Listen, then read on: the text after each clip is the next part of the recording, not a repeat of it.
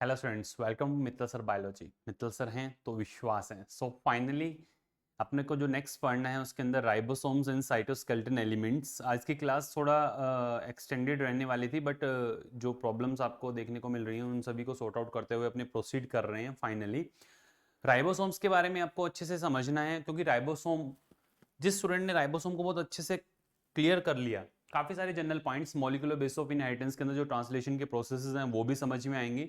देखने को ये सबसे छोटा सेल ऑर्गेनेल है, सबसे स्मॉलेस्ट सेल ऑर्गेनेल की कैटेगरी के अंदर आता है, और ये प्रोकैरियोट्स यूकैरियोट्स इस नेचर के अंदर जिसको आप लिविंग सेल बोल रहे हो ना, उन सभी लिविंग सेल के अंदर ये आपको देखने को मिलेगा। मैच्योर होने पर काफी सारी सेल्स हैं जिनके अंदर ये एब्सेंट आपको देखने को मिल सकता है, बट लिविंग वर्ड अगर आपने किसी सेल के लिए यूज किया है, इट मीन्स उसके अंदर राइबोसोम्स आपको देखने को मिलेंगे।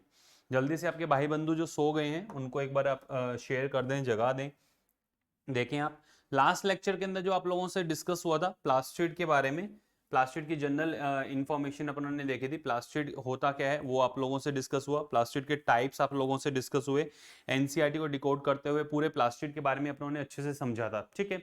उसके बाद आप लोगों से डिस्कस हुआ जनरल की जो पिगमेंट्स होते हैं, पिगमेंट्स बने किसके होते हैं। एनसीईआरटी के अंदर जो शेप्स आपको दिए हुए हैं, साइज नंबर आपको दिया हुआ है प्लास्टिड एंड क्लोरोप्लास्ट के बारे में, ये सब पढ़ते हुए अपनों ने लास्ट जो अपनों ने प्रोसीड किया था, जिसके अंदर जनरल एक क्लोरोप्लास्ट के अंदर आपको क्या क्या देखने को मिलेगा, कार्बोहाइड्रेट एंड प्रोटीन सिंथेसिस करने वाले एंजाइम्स मिलेंगे। उसकी स्टोमा के अंदर आपको राइबोसोम्स देखने को मिलेंगे। उसके स्टोमा में जो राइबोसोम होते हैं वो साइटोप्लाज्मिक राइबोसोम से छोटे होते हैं। तो राइबोसोम जो वर्ड आपने बार बार अच्छे से देखा होगा, सुना होगा। देखें आप, पैलेडे पार्टिकल्स, वेरी गुड बेटा। देखिए आप, करते हैं स्टार्ट, टाइम वेस्ट नहीं करेंगे बिल्कुल भी। और राइबोसोम जो आज आप पढ़ने वाले हो उसके अंदर एनसीईआरटी की हर एक लाइन तो कवर अप आपकी होगी होगी, उसके अलावा आपकी समझ कि हम बिना राइबोसोम के प्रोसीड नहीं कर सकते हैं। जैसे मैंने लिखा राइबोसोम, मैंने एक वर्ड लिखा राइबोसोम, ठीक है। अब इस नेचर के अंदर कोई भी ऐसा सेल नहीं है जिसके जो बिना राइबोसोम के वर्क कर ले ना। देखें आप, मैंने लिखा राइबोसोम। राइबोसोम की डिस्कवरी किसने की थी? राइबोसोम सबसे छोटा सेल ऑर्गेनेल है, और इसकी जो डिस्कवरी हुई थी वो हुई थी 1953 के अंदर। कब हुई थी? 1953 के अंदर। जॉर्ज पैलाडे, जॉर्ज पैलाडे, इसी वजह से इनको पैलाडे पार्टिकल्स बोला जाता है, जॉर्ज पैलाडे, ठीक है। इसी वजह से इनको पैलाडे पार्टिकल्स बोला जाता है, पैलाडे।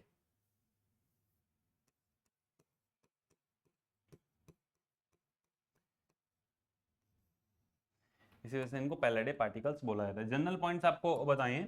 देखिए आप, राइबोसोम्स के बारे में अगर बात की जाए तो राइबोसोम्स बने किसके होते हैं, इंपॉर्टेंट चीज है। राइबोसोम्स 1953 क्यों? क्योंकि इलेक्ट्रॉन माइक्रोस्कोप की डिस्कवरी उसके बाद हुई थी। स्मॉलेस्ट सेल ऑर्गेनेल, क्या है ये? Smallest cell organelle, smallest cell organelle और स्ट्रक्चर, और स्ट्रक्चर जनरल पॉइंट आपको मैंने बताए। इसके बारे में एनसीईआरटी क्या लिख करके देती है? Membraneless, membraneless granular structure, membraneless granular structure present in,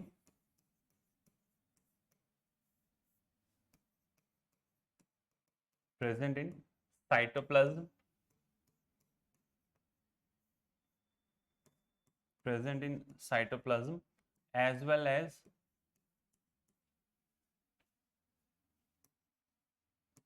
on endoplasmic reticulum and in some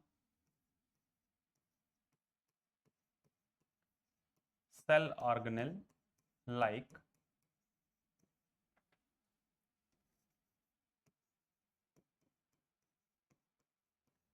mitochondria, plastid, specifically chloroplast। Plastid मैंने लिखा, सभी प्लास्टिड के अंदर सब आ जाएंगे, क्लोरोक्रोमो ल्यूको सब आएगा, सबके अंदर आपको देखने को मिलेगा। जनरल पॉइंट है, आपको समझ में आना चाहिए जो सामने मैंने पॉइंट्स लिखे हैं कि ये एक मेम्ब्रेनलेस ग्रेनुलर स्ट्रक्चर आपको देखने को मिल रहा है। Membraneless granular structure present in the cytoplasm, पहला पॉइंट मैंने यहाँ पे जो लिखा है वो है प्रेजेंट इन साइटोप्लाज्म, ये आपको साइटोप्लाज्म के अंदर देखने को मिलेगा। सेकंड मैंने यहाँ पे लिखा है as well as on ER, on ER आपको देखने को मिलेगा। और थर्ड नंबर मैंने यहाँ लिखा है कि ये कुछ cell organelle like mitochondria and plastids के अंदर ये आपको देखने को मिलता है। ये वन एंड ओनली ऐसा सेल ऑर्गेनल है जो प्रोकैरियोट्स एंड यूकैरियोट्स, आपसे पूछा जाता है प्रोकैरियोट, प्रोकैरियोट और एंड यूकैरियोट, यूकैरियोट दोनों के अंदर देखने को मिलेगा। Prokaryotic cell and eukaryotic cell दोनों के अंदर आपको देखने को मिलता है। जो प्रोकैरियोटिक राइबोसोम होते हैं वो होते हैं 70s, वो होते हैं 70s। जो यूकैरियोटिक राइबोसोम होते हैं वो होते हैं 70s and as well as 80s। Generally अगर आपसे कोई पूछे यूकैरियोटिक राइबोसोम तो हमारा आंसर क्या होगा? फर्स्टली हमारा आंसर होगा 80s, बट इसके अंदर 70s राइबोसोम्स भी आपको देखने को मिलते हैं जो सेल ऑर्गेनल्स के अंदर प्रेजेंट होते हैं। ले देकर के क्वेश्चन ये आता है कि राइबोसोम है क्या। ये तो वो पॉइंट्स हैं जो आपको पहले भी बताए गए थे। प्रोकैरियोट्स एंड यूकैरियोट्स के डिफरेंसेस के अंदर भी मैंने आप लोगों को ये पॉइंट एक्सप्लेन किया था कि प्रोकैरियोट्स में क्या मिलेगा, यूकैरियोट्स में क्या मिलेगा। आपसे पूछोगे राइबोसोम क्या है, किसके ये बने होते हैं, ठीक है। अच्छे से देखें जनरल पॉइंट्स, इधर देखिए क्या है। अगर मैं बात करता हूँ राइबोसोम की, राइबोसोम की, तो ribosome, ribosome is made up with rRNA, rRNA plus nucleoprotein, nucleoprotein बोल दो या फिर आप सिंपली प्रोटीन्स भी बोल सकते हैं, या फिर आपको ये लिखा हुआ मिल सकता है nucleic acid, nucleic acid plus protein, ये भी आपको लिखा हुआ मिल सकता है प्रोटीन्स। आपको ये लिखा हुआ मिल सकता है ribo nucleoproteins, ribo nucleo protein, ये वर्ड आपको लिखा हुआ मिल सकता है। ध्यान रखना जो जनरल पॉइंट्स आपको बताए हैं ये तीनों पॉइंट्स आपको लिखे हुए मिल सकते हैं। rRNA प्लस न्यूक्लियोप्रोटीन का बना होता है, राइबोसोम जो होगा न्यूक्लिक एसिड प्लस प्रोटीन का बना होता है, राइबो न्यूक्लियोप्रोटीन्स। ये सारे वर्ड्स आप राइबोसोम्स के लिए यूज कर सकते हो ना। स्पेसिफिकली अगर अपने देखें राइबोसोम्स यूकैरियोट्स और प्रोकैरियोट्स की अगर बात की जाए, तो मैंने अभी आपको बताया कि अगर बात की जाती है राइबोसोम की, राइबोसोम के अंदर दो आपको चीजें देखने को मिली, एक rRNA और दूसरा प्रोटीन। वहीं अगर मैं बात करता हूँ राइबोसोम के अंदर प्रोकैरियोट्स एंड यूकैरियोट का ना, प्रोकैरियोट एंड यूकैरियोट, ये देखिए अगर बात की जाए प्रोकैरियोट, सेकंड नंबर बात की जाए यूकैरियोट, ठीक है भाई। प्रोकैरियोट और यूकैरियोट से सेंस ये है, मैं 70s और 80s राइबोसोम की बात कर रहा हूँ, मैं 70s राइबोसोम को यहाँ एक्सप्लेन कर रहा हूँ और मैं स्पेसिफिकली 80s को यहाँ एक्सप्लेन कर रहा हूँ। प्रोकैरियोट्स के साथ साथ ये आपको कहाँ देखने को मिलेंगे? प्रोकैरियोट्स के साथ ये आपको माइटोकॉन्ड्रिया, जो यूकैरियोट के अंदर माइटोकॉन्ड्रिया देखने को मिलता है, माइटोकॉन्ड्रिया में आपको देखने को मिलेंगे। यूकैरियोट के अंदर जो आपको प्लास्टिड्स देखने को मिलते हैं, उन प्लास्टिड्स के अंदर ये आपको देखने को मिलेंगे, ठीक है। अब आ जाइए बात की जाए राइबोसोम्स की, तो जो ATS राइबोसोम्स होते हैं, ATS ribosomes made up with 2 सब यूनिट्स, स्पेसिफिकली 2 सब यूनिट्स इसकी कौन सी हैं? ATS राइबोसोम की जो 2 सब यूनिट्स अपने लेकर के चल रहे हैं, वो 2 सब यूनिट आपकी, एक है 60S और एक है 40S, एक लार्जर सब यूनिट और एक स्मॉलर सब यूनिट, एक होता है 60S और एक होता है 40S। अब अपनों ने क्या बोला, राइबोसोम किससे मिलकर के बने होते हैं? rRNA, rRNA plus protein, rRNA plus protein से मिलकर के बना हुआ है। प्रोटीन बोल दो, न्यूक्लियो प्रोटीन बोल दो, न्यूक्लियो प्रोटीन बोल दो, एक ही बात है, ठीक है। तो rRNA प्लस प्रोटीन, और वहीं मैंने अभी आपको बताया 60S एंड 40S। 60S के अंदर 60S जो यूनिट होती है, 60S यूनिट के अंदर आपको मिलेगा 28S rRNA, 28S rRNA, उसके अलावा 5.8S rRNA, ठीक है। उसके अलावा आपको मिलेगा 5S rRNA, ये लार्जर सब यूनिट के अंदर। स्मॉलर सब यूनिट की अगर बात की जाए तो इसके अंदर आपको 18S rRNA, 18S rRNA की बनी होती है। इन सभी के साथ साथ यहाँ पे आपको plus 30 different different kind of proteins, 30 different different kind of proteins आपको देखने को मिलते हैं। प्लस इसके अंदर आपको 50 प्रोटीन्स देखने को मिलते हैं। कितने मिलते हैं? 50 प्रोटीन्स। ओवरऑल अगर देखा जाए तो एटीएस राइबोसोम के अंदर 4 टाइप, ओवरऑल अगर देखा जाए तो एटीएस राइबोसोम के अंदर 4 type of 4 type of rRNA 4 type of rRNA plus 80 proteins देखने को मिलती है। 4 type of rRNA plus 80 proteins मिलती है। वहीं अगर बात की जाए इधर प्रोकैरियोटिक सेल के अंदर, तो इधर 70s राइबोसोम की अगर बात की जाए, और इसके 70s राइबोसोम को अगर अपने देखें अच्छे से, 70s राइबोसोम को अगर आप अच्छे से देखें तो इसकी दो पार्ट, एक पार्ट ये जिसमें आपको 50s लार्जर सब यूनिट और दूसरा part 30s smaller subunit. तो larger and smaller subunit, इन दोनों के अंदर टोटल नंबर ऑफ जो आरएनए होते हैं 3 type of rRNA plus 55 proteins, 55 type of proteins इसके अंदर देखने को मिलती है। नीट एग्जाम के अंदर already last to last year ये पूछा जा चुका है, मैं फिर रिपीट कर रहा हूँ। नीट एग्जाम के अंदर 12th NCERT molecular base of inheritance के अंदर ट्रांसलेशन प्रोसेस का जो सेकंड पेज है उस पर ये मेंशन किया हुआ है, वहां पे आपको ये दिया हुआ है ना, ध्यान रखना। जनरल पॉइंट है राइबोसोम के बारे में जो आपको बता रहा हूँ मैं। 4 type of rRNA, 4 type of rRNA समझ में आ रहा होगा, ये 3 टाइप और ये 4 type of rRNA and 80 type of protein. उसी तरीके से यहाँ पे 3 type of rRNA, 3 type of rRNA के अंदर 50s यूनिट जो इसकी लार्जर सब यूनिट है, ये इसका स्मॉलर सब यूनिट है। लार्जर एंड स्मॉलर किस बिहाफ पे बोला गया अभी मैं आपको बताऊंगा। ये लार्जर सब यूनिट है और ये इसका स्मॉलर सब यूनिट है, ठीक है। जो 50s आपको यूनिट देखने को मिलती है इसके अंदर 23s rRNA, 23s rRNA plus 5s rRNA, 5s rRNA देखने को मिलता है। यहाँ पे आपको 16s आरआरएनए देखने को मिलेगा, ठीक। इसमें 34 प्रोटीन्स होती हैं। टोटल प्रोटीन्स कितनी होती हैं? 34 प्रोटीन्स होती हैं। आप कहेंगे सर हमें ये प्रोटीन्स क्यों बता रहे हो, हमें रिक्वायर्ड है क्या? जब यहाँ का आपसे पूछा जा सकता है तो डेटा रफली किसी क्वेश्चन के अंदर आंसर चाहे नहीं हो बट रैंडम आपसे डेटा पूछा जा सकता है ना। तो 34 प्लस 21 टोटल कितनी प्रोटीन्स हो गई? टोटल 55 प्रोटीन आपको देखने को मिलती हैं 70s राइबोसोम के अंदर। अब आ जाइए इस 70s राइबोसोम को याद रखने का तरीका। 3 + 5 = 7, 4 + 6 = 8। याद रखने का तरीका ओड एंड इवन नंबर से आप इसको याद रख सकते हैं। 3, 5, 7, 4, 6, 8 ऐसे आपको समझ में आ रहा होगा।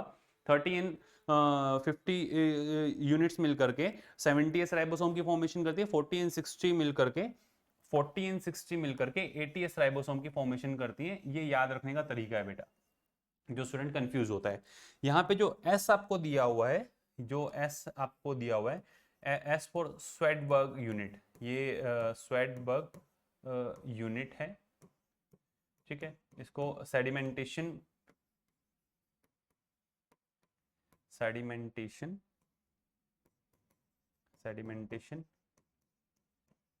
कॉफिशिएंट, इसको सेडिमेंटेशन कॉफिशिएंट बोलते हैं। सेडिमेंटेशन कॉफिशिएंट बोलते हैं, जो इनडायरेक्ट मेजरमेंट है, indirectly measurement of size and density.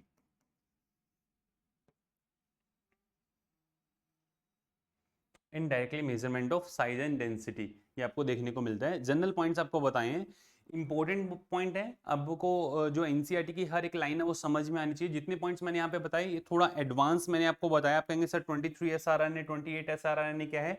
एक जनरल पॉइंट, जनरल क्वेश्चन आपका यहाँ से बनता है, what is the Svedberg unit, what is the smaller and the largest subunits of the 70s and 80s ribosome. Third जो important question बनता है यहाँ पे, यूकैरियोटिक राइबोसोम के अंदर 60s और 40s के अंदर कौन कौन से आरआरएनए होते हैं। मोस्ट इंपॉर्टेंट है। इनकी कहानी जब आप देखोगे 23s आरआरएनए और 28 और 18s आरआरएनए, इधर 23s rRNA and 16s rRNA important है। ये चार जो मैंने यहाँ पे रिमार्क किए, इन चारों के बारे में अच्छे से सुने और राइबोसोम को एक बार अच्छे से देखें। अगर मैं इसकी स्मॉलर सब यूनिट, ये मैंने इसका स्मॉलर सब यूनिट बनाया है, और ये मैंने राइबोसोम का स्मॉलर सब यूनिट बनाया है। ऐसा आपको राइबोसोम का स्मॉलर सब यूनिट देखने को मिलेगा। और सिमिलर मैंने एक सब यूनिट इधर बनाया है ना, ये जो स्मॉलर सब यूनिट बनाया मैंने ये, और एक मैंने यहाँ पे लार्जर सब यूनिट बनाया है। लार्जर सब यूनिट देखने को मिल रहा होगा आपको। रफली ही मैंने यहाँ पे एक लार्जर सब यूनिट इधर भी बनाया है। रफ ये दोनों मैंने यहाँ पे बनाए हैं बेटा। आप कहेंगे सर ये हमें समझ में नहीं आ रहे। कुछ नहीं है बेटा, आपको इसके अंदर ये देखना है, जो स्मॉलर सब यूनिट बनाया है इसके अंदर यहाँ पे rRNA प्लस प्रोटीन्स देखने को मिल रही है। ये मैंने rRNA बनाया है, प्लस प्रोटीन्स आपको देखने को मिलेंगी। इसको मैं फिल कर रहा हूँ, ये जो स्मॉलर सब यूनिट है, ताकि आप डिस्टिंग्विश कर पाए लार्जर एंड स्मॉलर सब यूनिट को। ये स्मॉलर सब यूनिट, ये स्मॉलर सब यूनिट है ना, ये दोनों मैंने स्मॉलर सब यूनिट यहाँ रिमार्क कर दिए ना। ये स्मॉलर सब यूनिट बनाया और अपर साइड के अंदर आपको लार्जर सब यूनिट देखने को मिल रहा है ना। अपर साइड के अंदर आपको लार्जर सब यूनिट, ये स्मॉलर सब यूनिट, अपर साइड के अंदर आपको लार्जर सब यूनिट देखने को मिल रहा है। इस स्मॉलर सब यूनिट के अंदर प्रेजेंट, इस स्मॉलर सब यूनिट के अंदर आकर के जब mRNA अटैच होता है, मैं मेंशन कर देता हूँ यहाँ पे, ये है आपके पास में इसका 30S सब यूनिट। कौन सा सब यूनिट है ये आपको देखने को मिल रहा है इसका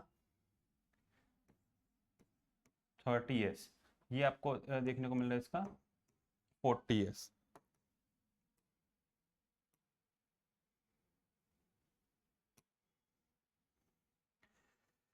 लार्जर सब यूनिट के अंदर, लार्जर सब यूनिट के अंदर मैंने यहाँ पे rRNA आपको दिखा रहा हूँ। ये लार्जर सब यूनिट के अंदर रेड से जो बनाया है ये आपको समझ में आ रहा होगा। ये किसको रिप्रेजेंट कर रहा है? ये लार्जर सब यूनिट के अंदर प्रेजेंट 23S, ये लार्जर सब यूनिट के अंदर प्रेजेंट रिप्रेजेंट कर रहा है 23S rRNA को रिप्रेजेंट कर रहा है। ठीक है, उसके अलावा और भी होते हैं। यहाँ पे लार्जर सब यूनिट के अंदर आपको क्या देखने को मिलेगा? ये दो आपको साइड जो देखने को मिल रही है, इसके साथ साथ जो रेड से मैं बना रहा हूँ, ये आपको इसकी लार्जर सब यूनिट के अंदर 28S rRNA देखने को मिलता है। 28S rRNA, ठीक है। Both are ribozyme. इसको क्या बोला जाता है?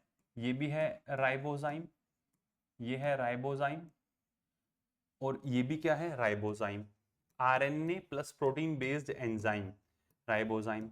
इसकी एक्टिविटी, ये कैटालिटिक एक्टिविटी शो करता है। इसकी एक्टिविटी क्या है? इसकी एक्टिविटी है,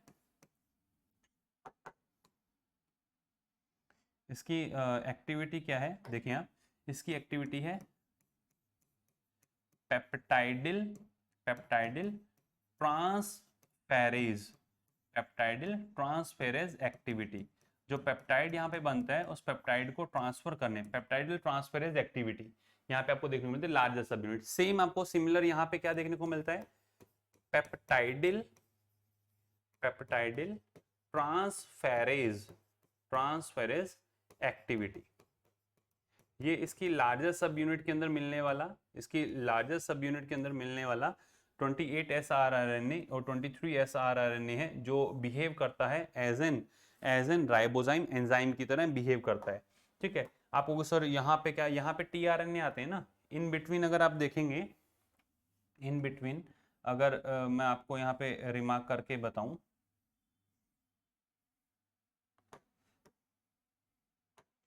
इन बिटवीन आपको यहाँ पे अगर देखने को मिले, रिमार्क करके बताऊं, तो यहाँ पे आपको tRNA, ये जो मैंने रफ एक tRNA बनाया है, इसके ऊपर क्या आता है? इसके ऊपर लगा होगा अमीनो एसिड, यहाँ पे ये एंटी कोडोन साइट। रफली एक डायग्राम जो मैंने आपको बताया है, इसको आप समझने की कोशिश करें ना। ये रफ जो मैंने एक बनाया है ना, ये देखिए, ये आपको यहाँ देखने को मिलेगा, इस साइड पे देखने को मिलेगा, यहाँ पे इस साइड के, मतलब जब पूरा प्रोसेस बताऊंगा उस समय इन डिटेल बताऊंगा। यहाँ पे ये देखने को मिल रहा है, यहाँ पे ये देखने को मिल रहा है। कहने का सेंस ये है, कहने का सेंस ये है कि ये जो अमीनो एसिड इसको यहाँ पे ट्रांसफर करेगा, पेप्टाइडल साइड से ट्रांसफर करेगा, ट्रांसफर करने के काम आ रहा है ना। ये जनरल पॉइंट समझ में आने चाहिए regarding to the ribosome. Ribosome के अंदर दो यूनिट मैंने आपको बताई, एक 30S और दूसरी कैसी होती है इसकी, दूसरी यूनिट कैसी है इसकी 50S। सेकंड यूनिट क्या है इसका 50S आपको देखने को मिल रहा है। इधर 40S और इसका दूसरा यूनिट क्या है 60S। अब स्मॉलर सब यूनिट की कहानी सुनो। जो स्मॉलर सब यूनिट आपको देखने को मिल रहा है, स्मॉलर सब यूनिट के अंदर आपको यहाँ पे mRNA देखने को मिलता है। ये mRNA आता है, यहाँ पर भी आपको mRNA देखने को मिलेगा। रफली इस mRNA को मैंने आगे की तरफ यहाँ खींचा है और इस mRNA पे यहाँ पे आपको कैपिंग देखने को मिलती है, ठीक है। कैपिंग और बैक साइड के अंदर पोली ए टेल होता है ना, पोली ए टेल। mRNA ये यूकेरियोट्स के रिस्पेक्ट में बता रहा हूं मैं, ये यूकेरियोट्स के रिस्पेक्ट में बताया। और यहाँ पे जो mRNA आपको देखने को मिलता है, इस mRNA के कुछ सीक्वेंसेस कॉम्प्लीमेंट्री होते हैं 16S rRNA के, ठीक है। यहाँ पे इसका जो कैप आपको देखने को मिल रहा है, कैप के साथ के पास में सीक्वेंसेस जो होते हैं वो 18S rRNA के कॉम्प्लीमेंट्री होते हैं। इसी वजह से ये यहाँ पे आकर के रुकता है स्मॉलर सब यूनिट के अंदर, यहाँ पे ये स्मॉलर सब यूनिट के साथ जुड़ेगा और रुकेगा। तो रफली मैंने आपको बताया कि राइबोसोम्स जो होते हैं, राइबोसोम्स प्रोकैरियोट्स एंड यूकैरियोट्स के अंदर ये 70S और 80S, 70S के अंदर लार्जर एंड स्मॉलर सब यूनिट, 80S के अंदर लार्जर एंड स्मॉलर सब यूनिट्स। स्पेसिफिकली यूकैरियोट्स के अंदर 80S आपको देखने को मिलेगा, 80S and 70S। In 70S ये दिख रहा है आपको, प्लास्टिड वाला ये भी और माइटोकॉन्ड्रिया वाला ये भी, ये दोनों भी यूकैरियोटिक सेल के अंदर आपको देखने को मिलेंगे। आप गड़बड़ मत करना इस चीज को लेकर के, जो स्पेसिफिकली आपको बताया है, ठीक है। देखिए आप, अब आ जाइए, जो मैंने आपको पॉइंट यहाँ पे बताए, ये दिख रहा है आपको, ये जो साइट आपको देखने को मिल रही है मिड के अंदर, इसको अपने एक बार राइट कर करके देखें क्या है बेटा। ये जो पॉइंट आपको देखने को मिल रहे हैं, जो साइट मैंने आपको यहाँ पे इन बिटवीन, ये जो साइट आपको देखने को मिल रही है, ये जो बीच में रेड जो बनाया हुआ है ना बेटा,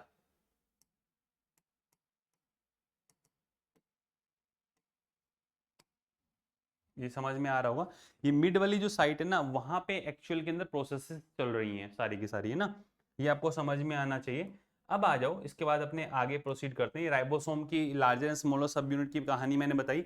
इसको, इसके लिए पता है क्या वर्ड यूज किया जाता है? इसके लिए वर्ड यूज किया जाता है प्रोकैरियोटिक, प्रोकैरियोटिक राइबोजाइम। 101% ये क्वेश्चंस पूछे जाने के चांसेस हैं आपके नीट 2026 2027, 2 ईयर का मैं एक साथ बोल रहा हूं। इसको बोलते हैं eukaryotic, eukaryotic ribozyme, eukaryotic ribozyme 28S rRNA। Star लगा रहा हूं मैं, समझ में आ रहा होगा, N स्टार 26 27।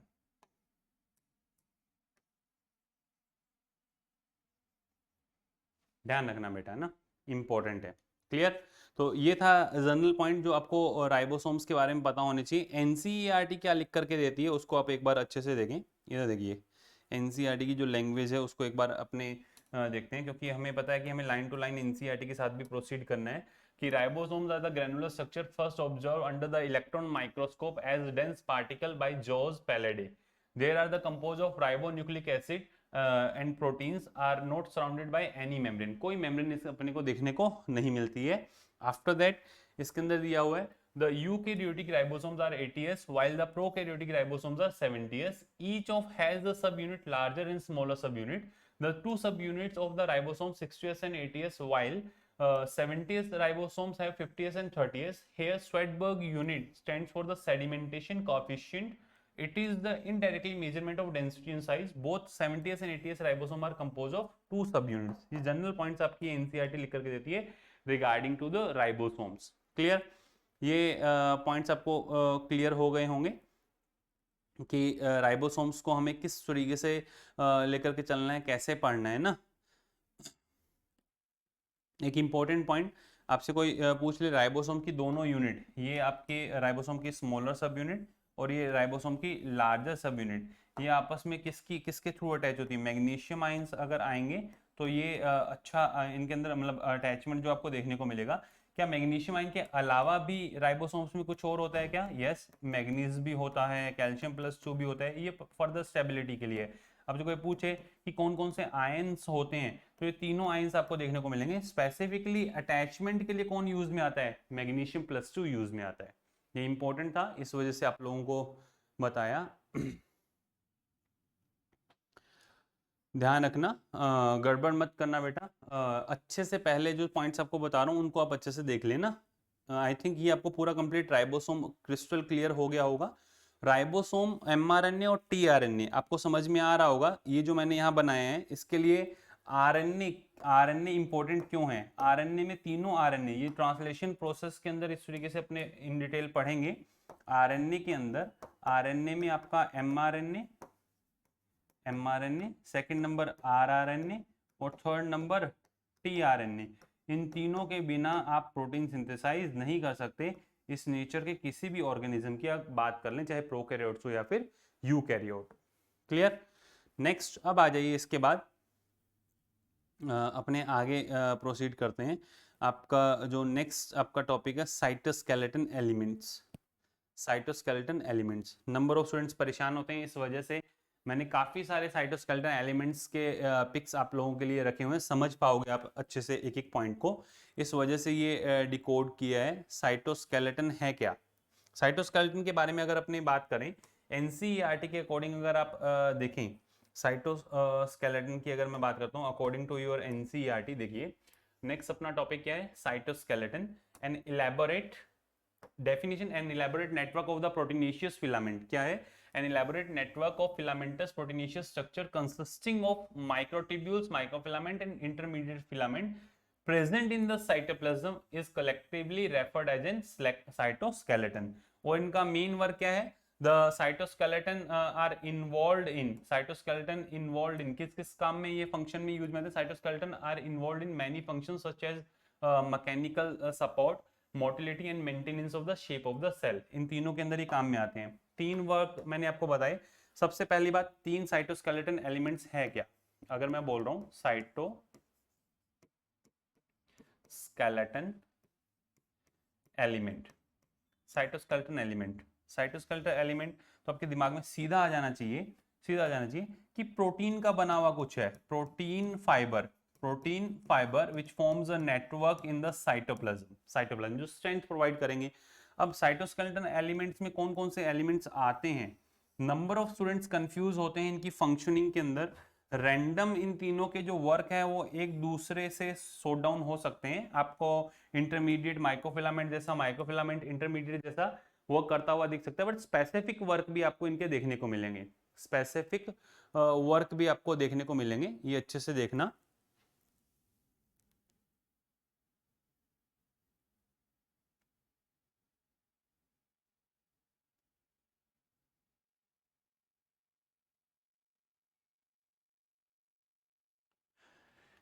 बेटा बेटर है कि अभी जो पढ़ाया जा रहा है आप उस पर फोकस करें, उस पर फोकस करें, और आपको अगर कोई भी इंफॉर्मेशन चाहिए तो आप प्रोसीड कर सकते हैं।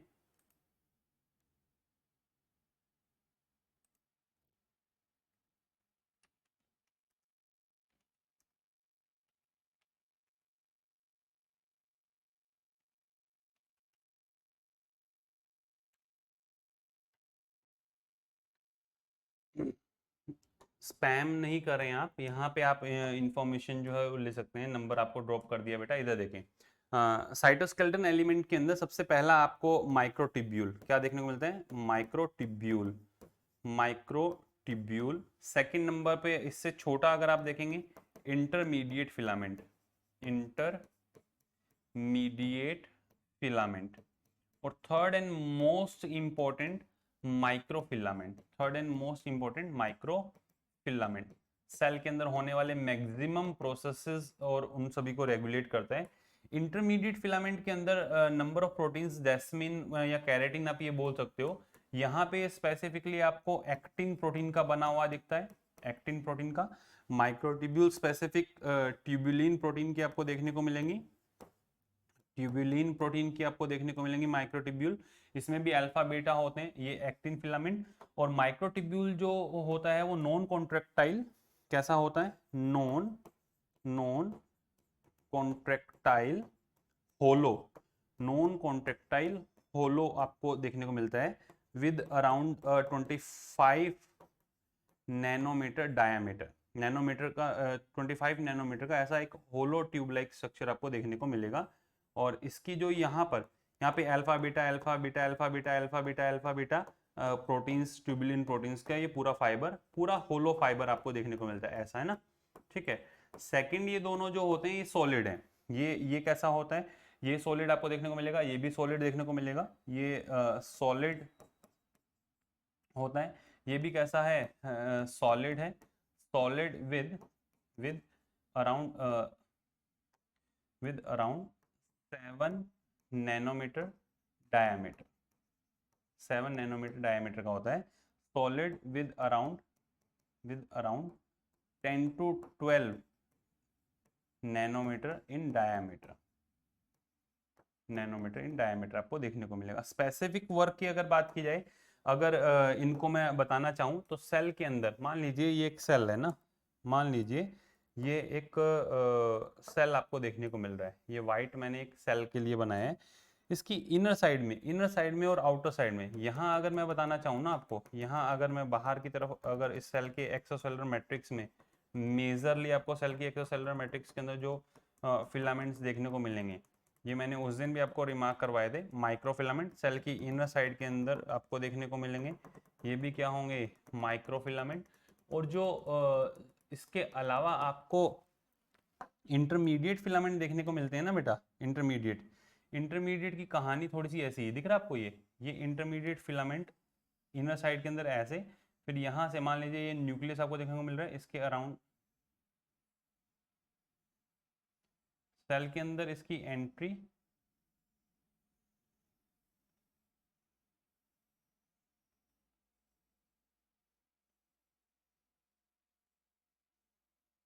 एक पूरा का पूरा स्ट्रेंथ आपको देखने को मिल रहा है। रफ मैंने बनाया है बेटा, ये रफ बनाया है आप लोगों को, ताकि आपको ये समझ में आए कि इंटरमीडिएट फिलामेंट जो कैसे प्रेजेंट हो सकता है, ठीक है। अगर आप देखें, अगर इंटरमीडिएट फिलामेंट को मैं रिमार्क करूँ, ये मैंने बाहर निकाला, ये इसके इंटरमीडिएट फिलामेंट जो पूरे में फैले होंगे। अब मान लीजिए यहाँ पे बीच में कोई क्या आ गया, आपका माइटोकॉन्ड्रिया आ गया, यहाँ पे कोई माइटोकॉन्ड्रिया, बीच में एक सेल ऑर्गेनेल आ गया ना, सेल ऑर्गेनेल आ गया, तो इस सेल ऑर्गेनेल के अराउंड भी आपको क्या मिलेंगे, कि सेल ऑर्गेनेल के अराउंड भी आपको इंटरमीडिएट फिलामेंट देखने को मिलेंगे। उसके अलावा माइक्रोफिलामेंट्स के छोटे छोटे फ्रेगमेंट्स, माइक्रोफिलामेंट्स के छोटे छोटे फ्रेगमेंट्स आपको यहाँ पे सेल ऑर्गेनेल के अराउंड भी देखने को मिलेंगे। कहीं पर भी ये चीजें मेंशन नहीं है स्पेसिफिकली। अगर अपने बात की जाए माइक्रोफिलामेंट की, तो आपको इस तरीके से माइक्रोफिलामेंट और इंटरमीडिएट फिलामेंट और टिब्यूल्स, लाइक मान लो मेरे को टिब्यूल को फिट करना है, मेरे को यहाँ पे स्ट्रेंथ प्रोवाइड करनी है, तो मैंने स्फीरिकल शेप से बना दिया सेल, मुझे टिब्यूल्स को सेट करना है। रैंडम टिब्यूल्स आपको ऐसा देखने को मिल सकता है, रैंडम टिब्यूल्स आपको ऐसा देखने को मिलेगा, ऐसा देखने को मिल सकता है, रैंडम टिब्यूल्स आपको ऐसा देखने को मिल सकता है। ये रैंडम टिब्यूल्स के बारे में इनमें बता रहा हूँ ना, ये रैंडम टिब्यूल्स मैंने बताए हैं। तो तीन चीजें मैंने आपको इसके अंदर बताई, एक बताया मैंने टिब्यूल्स, ये क्या बताए हैं आपको, माइक्रो टिब्यूल। सेकंड नंबर जो आपसे डिस्कस हुआ, जो ब्लूइश मैं यहाँ पे शो कर रहा हूँ, वो है आपके इंटरमीडिएट फिलामेंट, इंटरमीडिएट फिलामेंट। और थर्ड नंबर जो पिंक मैंने यहाँ पे शो किए हैं, वो पिंक आपको डिफाइन कर रहा है, जो इनर साइड के अंदर भी है, आउटर साइड के अंदर भी है, ये है माइक्रोफिलामेंट। इनका मेजर वर्क, तीन वर्क आपकी एनसीईआरटी लिख कर देती है, maintenance of the cell shape, motility and mechanical support. ये मैं M3 से हमेशा याद करवाता हूँ, इनका फंक्शन जो है वो M3 से आप याद रख सकते हैं। एक है motility, second number mechanical support, third number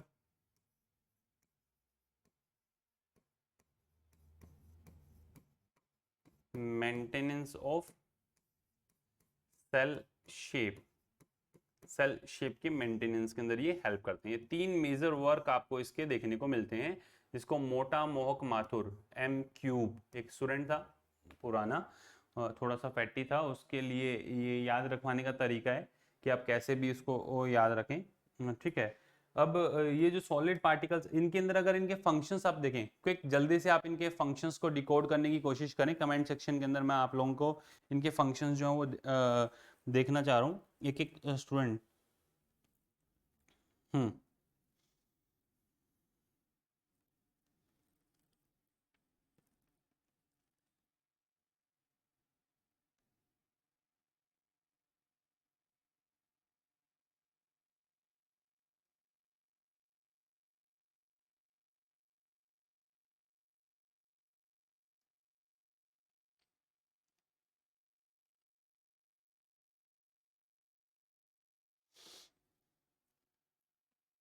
हाँ जी बेटा जी।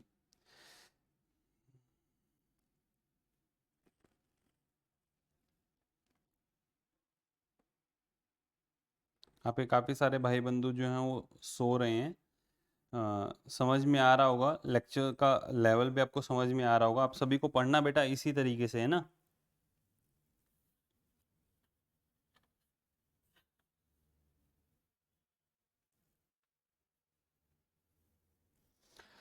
देखिए हम जनरल अगर अपने देखें इन सभी में सबसे इंपॉर्टेंट वर्क है माइक्रोफिलामेंट का। इंटरमीडिएट फिलामेंट इंटरनल स्ट्रेंथ देने के लिए ये माइक्रोट्यूब्यूल्स स्पिंडल फाइबर फॉर्मेशन में हेल्प करेंगे। स्पिंडल फाइबर फॉर्मेशन में हेल्प करते हैं माइक्रोट्यूब्यूल्स। ठीक है, microtubules cilia and flagella cilia and flagella की फॉर्मेशन में हेल्प करते हैं। ठीक है, बनाने में उसको सीलियन फ्लैजिला बनाने में हेल्प करते हैं, मेजर वर्क। और सेल की इंटरनल जितने भी वर्क है जो आप पढ़ करके आते हो सेल के अंदर, साइक्लोसिस है, सेल के अंदर स्यूडोपोडिया फॉर्मेशन है, स्यूडोपोडिया फॉर्मेशन है, सेल के अंदर स्यूडोपोडिया फॉर्मेशन हो गया, या फिर एंडोसाइटोसिस, अमीबॉइडल मूवमेंट।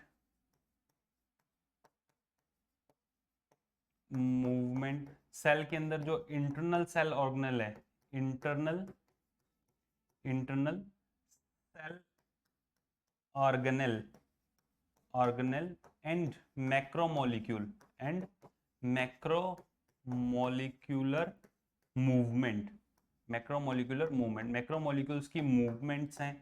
ये सभी कौन एक्सेट्रा, ये सभी कौन रेगुलेट करता है? माइक्रोफिलामेंट्स रेगुलेट करते हैं ना। जितने भी सारे पॉइंट्स लिखे हैं ये सारे के सारे पॉइंट्स आपको समझ में आने चाहिए।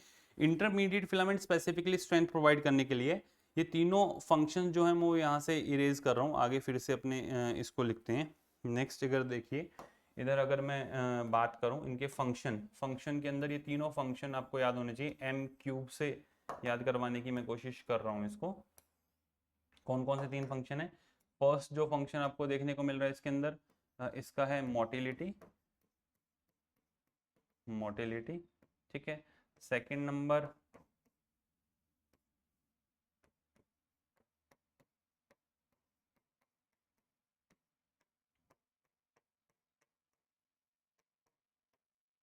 मैकेनिकल सपोर्ट, और थर्ड नंबर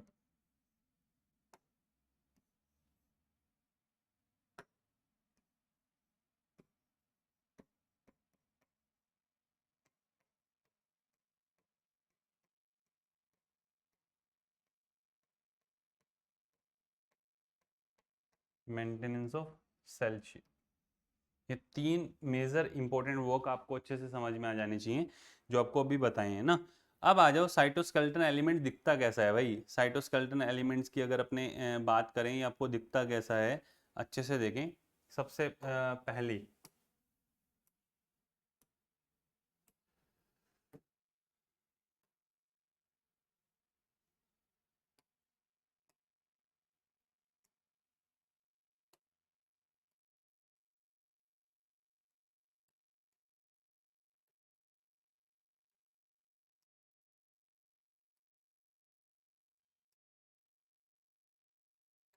ये कुछ पिक्स आप लोगों के लिए निकाली गई हैं कि ताकि आपको ये टॉपिक अच्छे से समझ में आ जाए, क्योंकि स्टूडेंट इन इन इन्हीं के अंदर फंसता है अच्छे से, है ना। इन्हीं इन्हीं डायग्राम्स को जो है वो डिकोड नहीं कर पाता है। इधर देखो, ये डायग्राम आपको अच्छे से समझ में आ रहा होगा। जनरल पॉइंट्स यहाँ पे बताए हुए हैं। दिख रहा है ये एक सेल के अंदर ये माइटोकॉन्ड्रिया के बैक साइड के अंदर ये आपको दिख रहे हैं छोटे छोटे छोटे छोटे छोटे छोटे जो एक सॉलिड आपको पूरा कंप्लीट फाइबर देखने को मिल रहा है। और बीच बीच में ये टिब्यूल्स, मिड के अंदर ये टिब्यूल आपको देखने को मिल रहा है। ये एक आपको टिब्यूल देखने को मिल रहा है। ये पूरा कंप्लीट होलो, एक होलो टिब्यूल आपको देखने को मिलता है। होलो होता है ये, कैसा है? होलो है, नॉन कॉन्ट्रेक्टाइल है, माइक्रोटिब्यूल। क्या है? माइक्रोटिब्यूल। अपर साइड के अंदर अगर आप देखें, और ये लोअर साइड के अंदर दिख रहा है, ये पूरा इंटरमीडिएट फिलामेंट को ये जो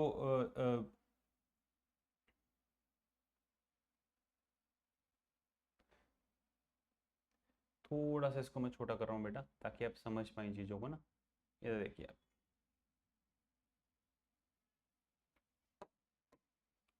देखिए ये ऊपर एक्टिन प्रोटीन के बने हुए माइक्रोफिलामेंट्स जो किनारों पे आपको साथ साथ देखने को मिलेंगे। माइक्रोफिलामेंट ये क्या है? माइक्रोफिलामेंट आप कहेंगे सर आपको कैसे पता माइक्रोफिलामेंट?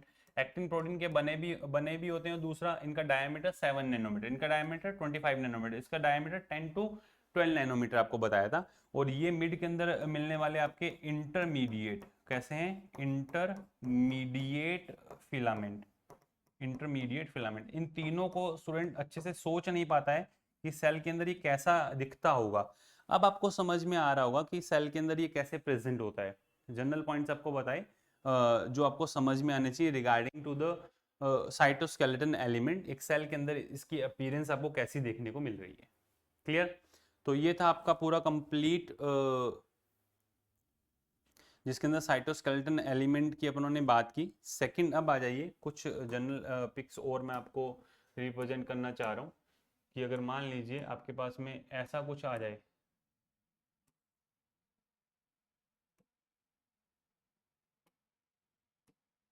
ये देखिए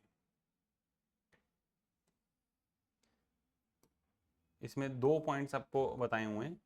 एक आपको माइक्रोट्यूब्यूल्स को कैसे और माइक्रोट्यूब्यूल्स एंड इंटरमीडिएट फिलामेंट को, और दूसरा इस डायग्राम के अंदर भी आपको पूरा कंप्लीट।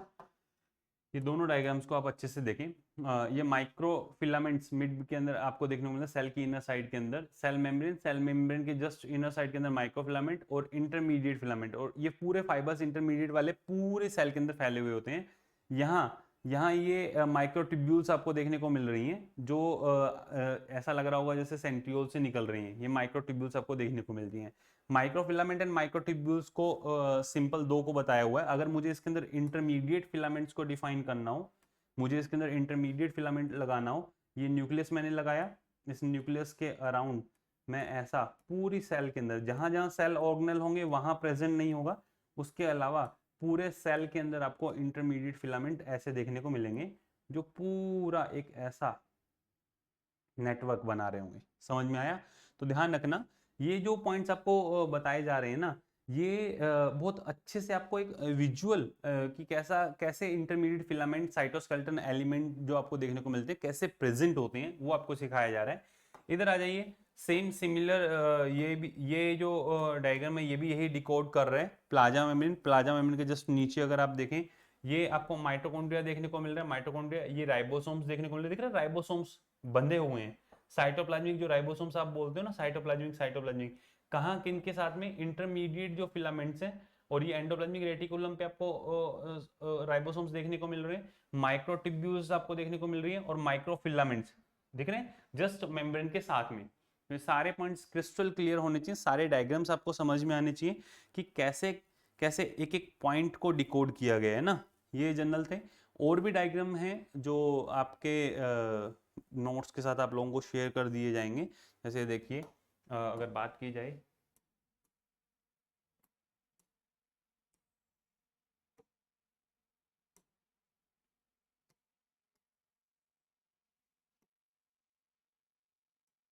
ये देखिए ये प्लाज्मा मेम्ब्रेन की लिपिड बाइलेयर को अगर मैं अलग अलग करता हूँ,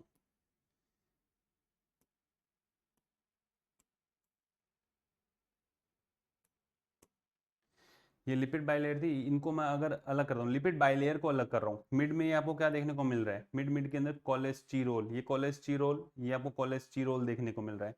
ये प्रोटीन से अटैच शुगर, ये प्रोटीन से अटैच शुगर है। यहाँ पे लिपिड से अटैच डायरेक्टली, ये प्रोटीन से अटैच शुगर, आपको देखने को मिल रहा है। डायरेक्टली लिपिड से भी अटैच हो सकती है। दिख रहा है आपको? ये शुगर मोइटी डायरेक्टली किससे अटैच है? लिपिड से अटैच है। ये शुगर मोइटी डायरेक्टली किससे अटैच है? प्रोटीन से अटैच है। तो ये सारे पॉइंट्स जनरल आपको समझ में आने चाहिए regarding to the cytoskeleton element plasma membrane के अंदर कैसे किस तरीके से प्रेजेंट होते हैं। ये पूरा डायग्राम आपको अच्छे से समझ में आए। और जो आप लोगों को आज राइबोसोम के बारे में एक एक चीज बताई और साइटोस्केलेटन एलिमेंट्स के बारे में एक एक पॉइंट्स जो बताए वो सारे आपको समझ में आए। ठीक है, कमेंट सेक्शन के अंदर जरूर बताइएगा कैसा रहा आज का आपका लेक्चर, कि जो जनरल पॉइंट्स है जिनके अंदर आप फंसते हैं राइबोसोम्स एंड साइटोस्केलेटन एलिमेंट्स के बारे में, क्या ये आपको अच्छे से समझ में आया? मिलते हैं अपने नेक्स्ट लेक्चर के अंदर। All the best to all of you, love you all, thank you.